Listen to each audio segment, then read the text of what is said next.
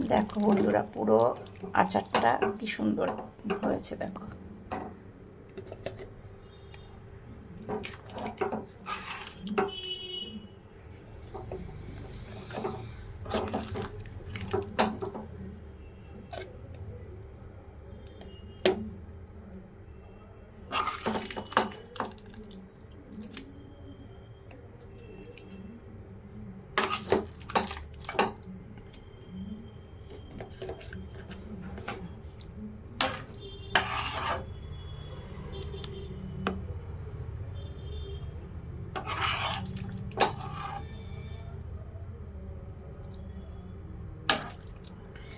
এইটুকু তুলে রেখে দিলাম, আর এইটুকু একজনকে দেব, তো সেটা ওই জন্য তুলিনি, এটা একটা পাত্রে তুলে তাকে দিতে হবে।